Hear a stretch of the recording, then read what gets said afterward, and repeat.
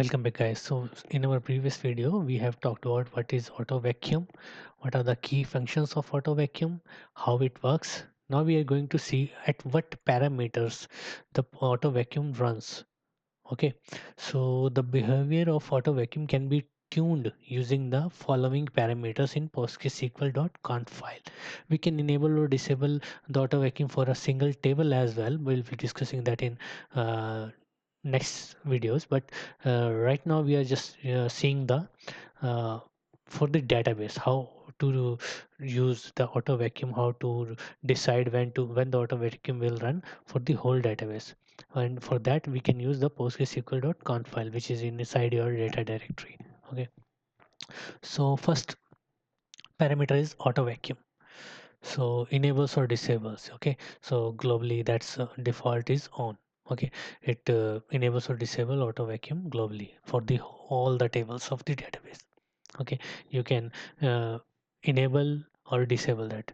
There are parameters. If you can enable or disable with the script as well for a table, but for globally it you can use it PostgreSQL and enable or disable that. Okay, default is on, you can off that as well. Auto vacuum nap time, it is the time interval between auto vacuum runs.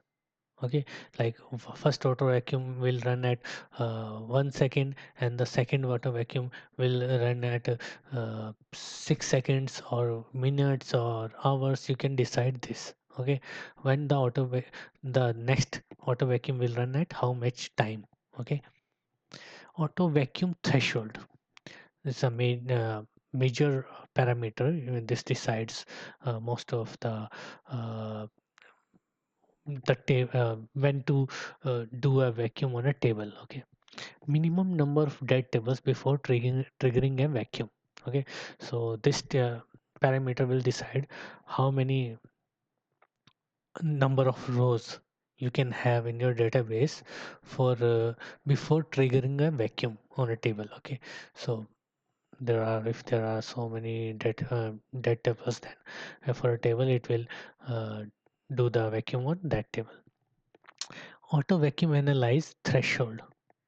Okay, so minimum number of changes to a table before triggering and analyze. Okay, so like it will decide minimum number of dead tables. Like if the table has two dead tables, so two rows in it. Okay, so the minimum number of threshold won't be that time. Okay, so this, because if we use this parameter as 50, if the 50 rows should be uh, dead tuples before and doing the auto vacuum, but if the table has only two rows, then what this parameter won't work. On auto vacuum analyze threshold, minimum number of changes to a table before analyzing, triggering and analyze. Okay, minimum number of changes to a table. Okay, so there are two, three, four, five. We can decide that. So I'll show you what are the values of this and how to uh, calculate these two parameters. Okay, auto vacuum cost limit. Limit the resources used by the auto vacuum process to minimize the impact on performance. Like if you're uh, at if auto vacuum runs on the daytime, it may not occupy all the processes of the database, so that no other transaction will run smoothly. So this cost limit will decide how many resources used by the auto vacuum process. Auto vacuum freeze max age. Okay, specifies when auto vacuum should trigger to prevent transaction ID wraparound. So these are the parameters which auto vacuum uses. So I'll be seeing you in the next video when we are seeing disabling auto vacuum for a table. Okay, so thank you, and I'll be seeing you in the next video.